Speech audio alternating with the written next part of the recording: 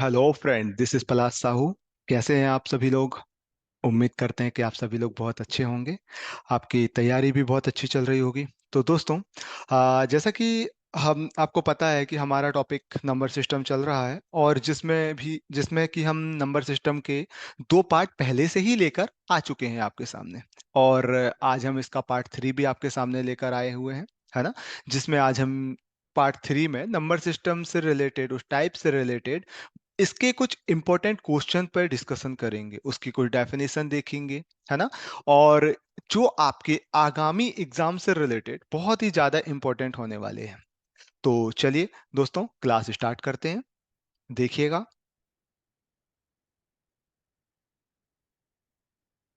चलिए, तो हम आपके लिए लेकर आए हुए हैं उसके आगे का टाइप क्या होता है, उसके आगे क्या पढ़ना है हमको। पूर्ण संख्या। कल हमने लास्ट क्लास में प्राकृतिक संख्या के बारे में डिस्कस किया था कि natural number, what is natural number, उसकी हमने डेफिनेशन देखी थी। और कल की क्लास में हमने उसके बहुत सारे इंपॉर्टेंट क्वेश्चंस देखे थे जो आपके एग्जाम में पूछे जाते हैं। ठीक है, तो अभी हम लेकर आए हुए हैं पूर्ण संख्या। पूर्ण संख्या क्या होती है उसकी डेफिनेशन में बात करते हैं।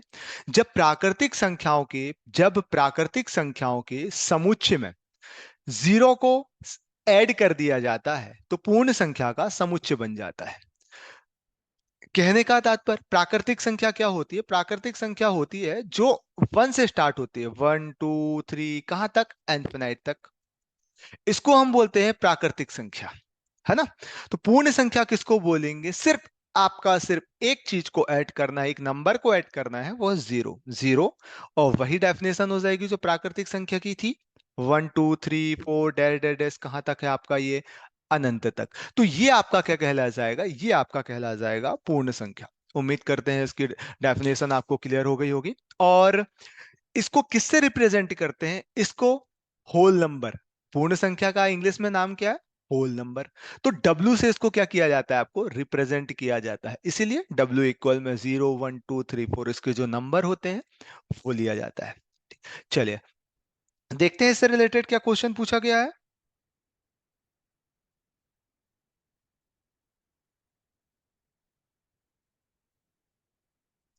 तो क्वेश्चन है, प्रथम 10 पूर्ण संख्याओं का योग कितना होगा? कल हमने लास्ट देखा था नेचुरल नंबर, प्राकृतिक संख्याओं में भी हम ये क्वेश्चन लेकर आए थे। प्रथम 10 पूर्ण संख्याओं का टोटल, प्राकृतिक संख्याओं का टोटल।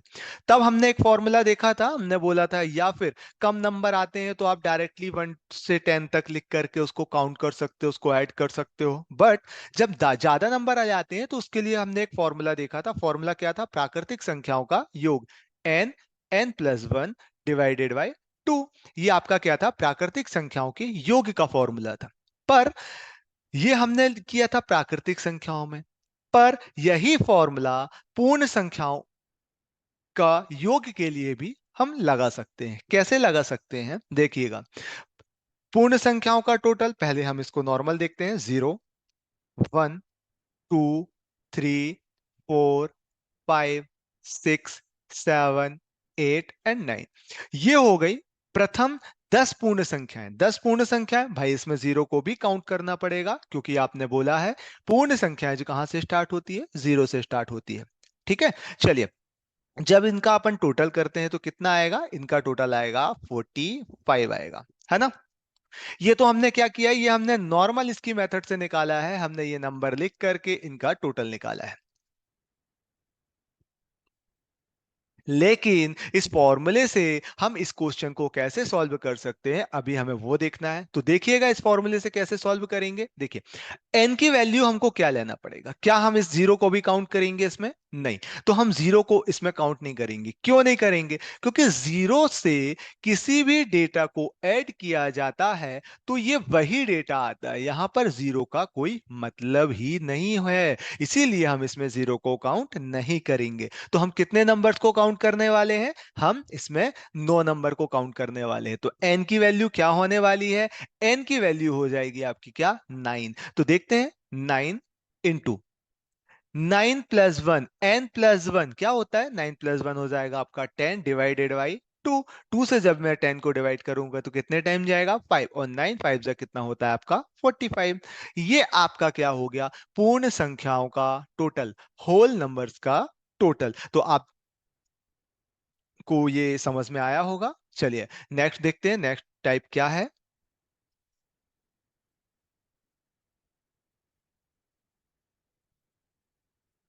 चलिए नेक्स्ट टाइप है पूर्णांक, पूर्णांक संख्या, इंटीजर्स नंबर। तो इंटीजर्स नंबर क्या होता है? जो पूर्ण संख्याएं क्या होती हैं? पूर्ण संख्याओं में कहां से स्टार्ट करते हैं हम? इसको जीरो से स्टार्ट करते हैं। देख लीजिए, जीरो, 1 2 3 4, ये आपकी कहलाती है पूर्ण संख्याएं। लेकिन जब इसमें निगेटिव नंबर्स को भी ऐड कर दिया जाए, ये देख लीजिए, -1 -2 -3 -4, तो ये क्या कहलाता है आपका? ये कहलाता है आपका पूर्णांक संख्या कहलाती है। तो देखिए इसकी डेफिनेशन क्या है? इसकी डेफिनेशन है, जब पूर्ण संख्याओं के समुच्चय में, जब पूर्ण संख्याओं के समुच्चय में ऋणात्मक नंबर मतलब जीरो को ऐड कर दिया जाता है,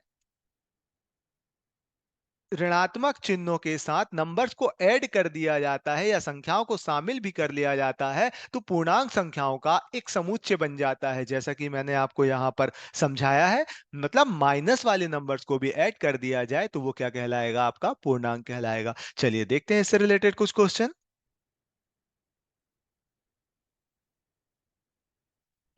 क्वेश्चन है, तीन क्रमागत पूर्णांकों, पूर्णांक की बात करी थी हमने, तो पूर्णांकों का टोटल जो है 51 है, तो बीच वाली संख्या कौन सी होगी, है ना? अब मैंने आपको क्या बोलना है, यहाँ तीन पूर्णांक ऐसे लेने हैं जिनका आपको टोटल, अच्छा क्रम से होने चाहिए, वो नंबर कौन से होने चाहिए? क्रम से, कंटिन्यू नंबर होने चाहिए, और उनका टोटल कितना आना चाहिए आपका? उनका टोटल आना चाहिए 51। तो बीच वाली संख्या मतलब जो नंबर, तीन संख्याएं हैं तो बीच में जो नंबर अवेलेबल होगा वो कौन सा नंबर है? आपका क्वेश्चन ये है। चलिए देखते हैं इसको, पहले हम फुल मेथड के थ्रू इसको देखेंगे, फिर इसके बाद हम डायरेक्ट समझेंगे इसको कैसे निकाल सकते हैं, ऑप्शंस के अकॉर्डिंग कैसे निकालेंगे। देखिए सबसे पहले जैसे हमने बोला, सबसे पहला नंबर बोला x होगा, सेकेंड नंबर लेते हैं अपन x+1, थर्ड नंबर लेंगे हम x+2। देखिए कितने हो गए? ये तीन पूर्णांक हो गए, हम इनको पूर्णांक बोलते हैं। इनका योग कितना बोला है आपने? 51। तो मैंने इसको जोड़ा, इसको प्लस किया, कितना आना चाहिए आपका? 51 आना चाहिए। चलिए इसको काउंट करते हैं, x 2x, और ये कितना हो जाएगा आपका? 3x प्लस 2 और 1 मतलब 3, इक्वल में कितना आएगा? 51 आपको दिया गया है। 3 इस तरफ आएगा तो माइनस में हो जाएगा, 3x इक्वल में 51 माइनस 3, माइनस करेंगे तो कितना आएगा? 48, और ये 3 जो है यहां पर x के साथ इनटू में है, तो x इक्वल में, इक्वल किस तरफ आएगा? तो ये क्या होगा? डिवाइड में, तो x इक्वल में कितना आ जाएगा आपको? 16। तो देख लीजिए x बराबर आपको कितना मिल गया? 16 मिल गया। नेक्स्ट नंबर क्या होगा? x+1, मतलब x 16 है, ये हो गया आपका 17, और ये हो जाएगा आपका 18। तो बीच वाली संख्या क्या है आपकी? 17। यही तो पूछा था हमसे कि बीच वाली संख्या कौन सी होगी, तो आप क्या बोलेंगे? बीच वाली संख्या होगी 17। चलिए, तो अगर मैं ऑप्शंस के अकॉर्डिंग समझू तो आपने मेरे से क्या पूछा है? आपने मेरे से बोला है बीच वाली संख्या कौन सी होगी। तो मैं एक नंबर लेता हूं बीच में, एक नंबर अगर मैंने सपोज लिया 14, तो 14 अगर आप यहां लेते हैं तो उसके पहले क्या होना चाहिए? 13, और उसके बाद क्या होना चाहिए? 15। तो देखिए जरा इनका टोटल कितना आ रहा है, क्या इनका टोटल 51 आ रहा है? बिल्कुल नहीं आ रहा है, तो आपका ये नंबर नहीं हो सकता। इसी प्रकार से अगर मैं 17 को लेता हूं तो पिछला नंबर क्या होगा? 16, अगला नंबर होगा 18, और इनका टोटल 51 आ रहा है, इसलिए आपका ये वाला क्या हो जाएगा? आंसर हो जाएगा। चलिए उम्मीद करते हैं आपको ये समझ में आया होगा। देखिए नेक्स्ट टाइप क्या है।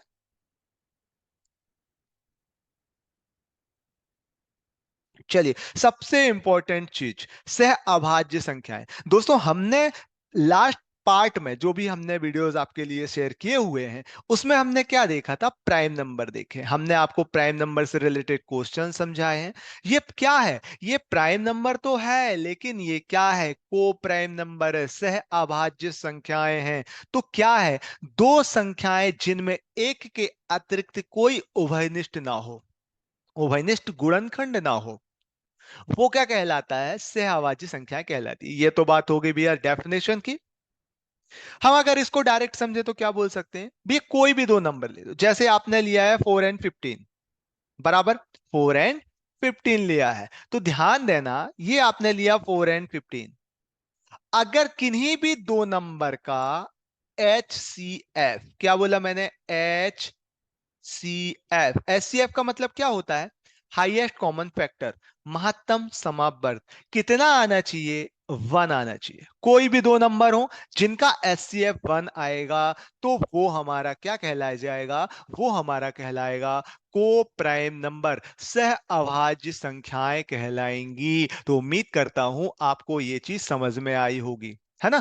अभी देखिए, इसमें एक नई चीज मिली मेरे को, क्या मिली नई चीज, यहां पर मिला मेरे को एससीएफ के बारे में मैंने आपको सिर्फ इसका फुल नाम बताया, क्या होता है, हाईएस्ट कॉमन फैक्टर होता है, मतलब महत्तम समावर्त होता है। लेकिन वो होता क्या है, हमने स्कूल में देखा हुआ है, जैसे कैसे निकालते हैं, तो देखिए, 4 का एस इस प्रकार से अलग निकाला जाता है, 2 से जाएगा, 2 से 1 हो जाएगा। एलसीएम मेथड से 15 का कैसे निकालेंगे, 15 3 से और 5 से जाएगा।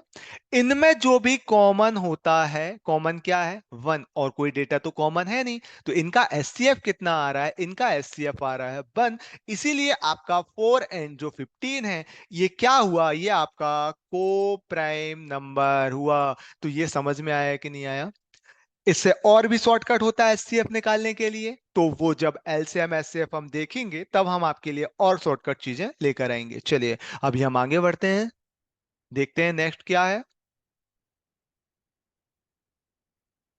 चलिए नेक्स्ट आ गया आपके लिए परिमेय संख्या। परिमेय संख्याएं, तो क्या होता है परिमेय संख्याएं, परिमेय संख्याएं होती है ऐसा नंबर, ध्यान देना, ऐसा नंबर, ऐसी संख्याएं जो P अपॉन क्यू के रूप में निरूपित की जाती हैं। क्या बोला मैंने, ऐसी संख्याएं जो P अपॉन क्यू के रूप में निरूपित की जाती हैं, तो वो क्या कहलाती हैं आपकी, वो कहलाती हैं परिमेय संख्याएं। मतलब जैसे 4/5 परिमेय संख्या है। ध्यान दीजिएगा, आप यहां पर 4/2 को नहीं बोल सकते। क्यों नहीं बोल सकते भाई, ये P अपॉन क्यू के रूप में आ जरूर रहा है, लेकिन ये जो कैंसिल होगा तो वहां पे P अपॉन क्यू के रूप में वैल्यू नहीं रहेगी, इसलिए हम इसको नहीं बोलेंगे। जो आपस में क्रॉस ना हो उन नंबर को लेंगे, P अपॉन क्यू, है ना। परिमेय संख्याएं जो P अपॉन क्यू के रूप में हो उनको परिमेय संख्याएं बोलेंगे, लेकिन क्यू इक्वल में नहीं होना चाहिए जीरो। मतलब इसके इक्वल में आपको क्या नहीं आना चाहिए, जीरो नहीं आना चाहिए। क्यों नहीं आना चाहिए, अगर आपने 4/5 लिया, इक्वल में हमने जीरो लिया, जब मैं इसको ट्रांसफर करता हूं तो 4 इक्वल में जीरो इंटू क्या आ जाएगा आपका 5, और जीरो के साथ किसी भी नंबर का अगर मैं मल्टीप्लाई करता हूं तो क्या मिलता है मेरे को, जीरो मिलता है। तो आप ये बताइए, क्या अब ये आपका परिमेय संख्या रह गई, नहीं रह गई। इसलिए बोला जाता है क्यू इक्वल में नहीं होना चाहिए जीरो, तो वो क्या कहलाती है, आपकी परिमेय संख्याएं कहलाती हैं। तो उम्मीद करते हैं ये कॉन्सेप्ट भी क्लियर हो गया। चलिए देखते हैं नेक्स्ट क्या है आपके लिए।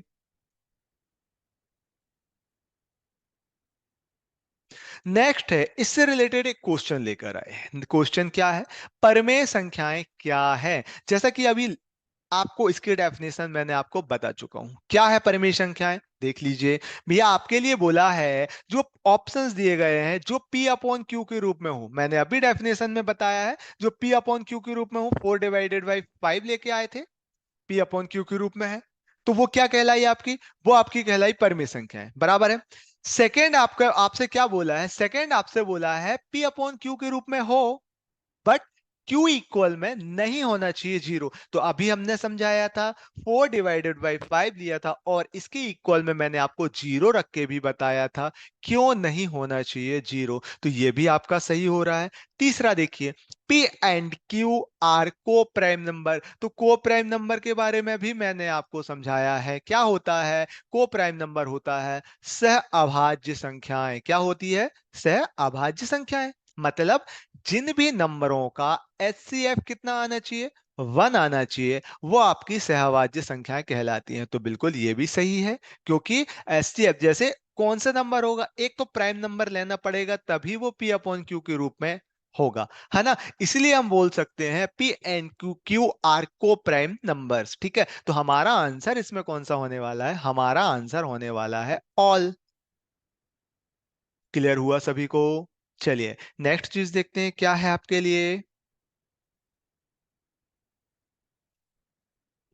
नेक्स्ट सबसे इंपॉर्टेंट क्या है? नेक्स्ट है 22/7, 22/7 कैसा नंबर है? तो आप जानते होंगे इसको क्या बोला जाता है। ये आपके लिए पाई की वैल्यू बोली जाती है। पाई के मान कितना होता है? 22/7 होता है 22/7। तो बोला है 22/7 कैसा नंबर है? ध्यान रखना, पाई के बारे में बात नहीं कर रहा हूं, मैं बात कर रहा हूं 22/7 के बारे में। ये ऑप्शंस लिखा हुआ, आंसर क्या आएगा?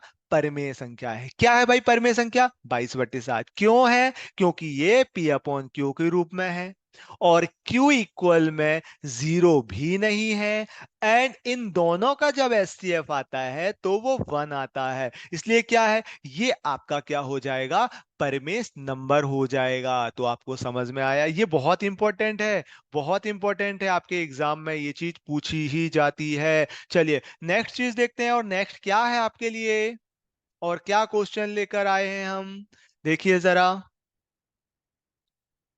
क्वेश्चन है पाई कैसा नंबर है। चलिए अभी हमने लास्ट में बताया है, लास्ट क्वेश्चन में आप बताया था कि पाई क्या होता है, पाई किसको बोला जाता है, पाई क्या है। तो पाई का मान क्या था? 22/7। अभी आ गया 22/7 की आपके लिए वैल्यू क्या थी? इसको क्या बोला जाता है? इसको परिमेय संख्याएं बोला जाता है। क्या बोला जाता है?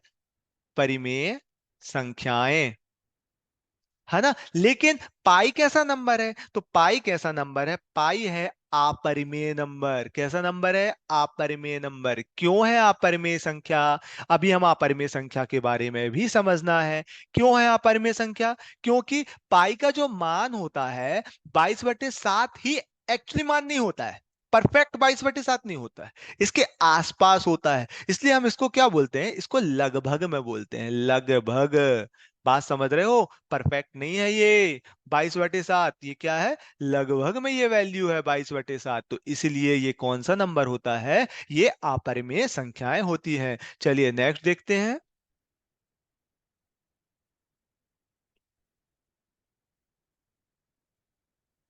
आ गया अपरिमेय संख्या। ठीक है, अपरिमेय संख्या की डेफिनेशन क्या है? तो भाई सिंपल सी डेफिनेशन है, ऐसी संख्या जो परिमेय संख्या नहीं है वो क्या कहलाती है? अपरिमेय संख्या। मतलब जो पी अपॉन क्यू के रूप में नहीं होगा वो क्या कहलाएंगी? अपरिमेय संख्याएं कहलाएंगी, है ना। तो अभी एक चीज समझिए, जो नंबर रूट के रूप में होता है उसको भी हम अपरिमेय संख्याएं बोलते हैं। जैसे √2 हो गया, √3 हो गया, √7 हो गया, √13 हो गया, इसको भी क्या बोला जाता है? इसको भी अपरिमेय संख्याएं बोली जाती है ना।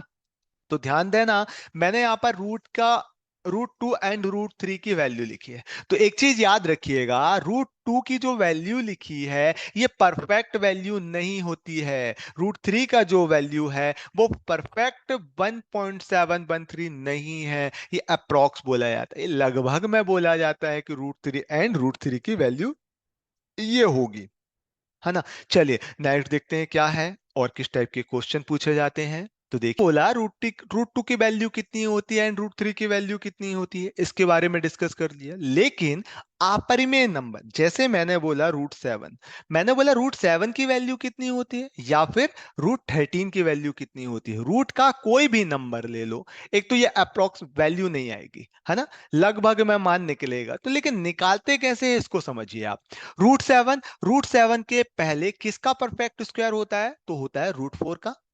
√7 के बाद किसका होता है? √9 का। √4 की वैल्यू कितनी होती है? 2। √9 की वैल्यू कितनी होती है आपकी? 3।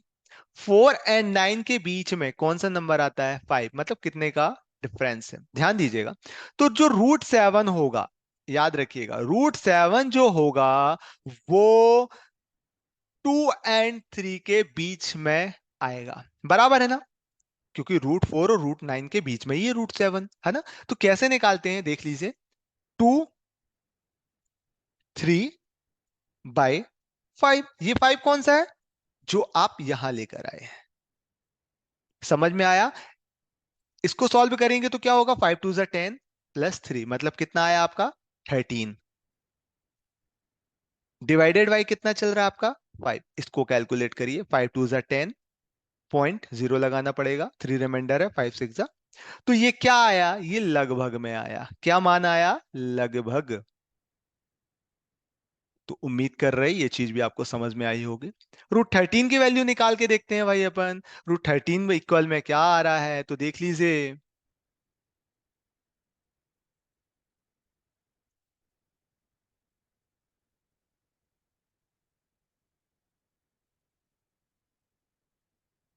देखिए √13 किसके पहले आता है, तो √13 आता है √9, परफेक्ट स्क्वायर बनाता है। इसके बाद क्या आता है, इसके बाद आता है 16। 9 की वैल्यू क्या होती है 3, 16 की वैल्यू क्या होती है 4। इनके बीच का डिफरेंस कितना है, इनके बीच का डिफरेंस है 7 का, तो क्या हो जाएगा 3 4 y 7। इसको कैलकुलेट करेंगे तो कितना आएगा 25 y 7।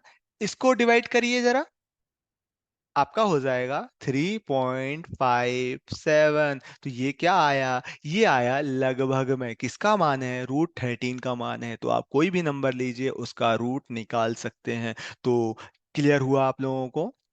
चलिए।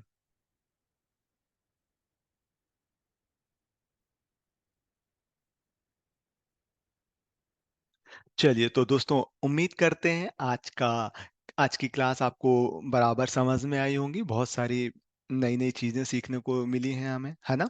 ये था आपका आज का नंबर सिस्टम का बेसिक कॉन्सेप्ट का पार्ट 3, है ना। इसके आगे हम नेक्स्ट वीडियो जल्दी लेके आएंगे जिसमें पार्ट 4 के बारे में डिस्कशन होगा, और नंबर सिस्टम के और भी बेसिक कॉन्सेप्ट। क्यों बेसिक कॉन्सेप्ट है, क्योंकि जब तक हमको नंबर सिस्टम बराबर से क्लियर नहीं होगा तब तक आने वाले टॉपिक, बहुत इंपॉर्टेंट टॉपिक जो आएंगे, उनके बारे में हम डिस्कस नहीं कर पाएंगे। क्यों, क्योंकि अभी हमें पूरे नंबर्स को पहचानना आना चाहिए, किस टाइप के क्वेश्चन नंबर सिस्टम में पूछे जाते हैं उनके बारे में डिस्कस करना है। तो वो सारी चीजें हम नंबर सिस्टम में देखेंगे, उसके बाद हम न्यू टॉपिक आएंगे तो हमारा क्वेश्चंस आंसर का सिलसिला जो होगा वो कंटिन्यू चलता रहेगा। तो दोस्तों, मिलते हैं नेक्स्ट वीडियो के साथ।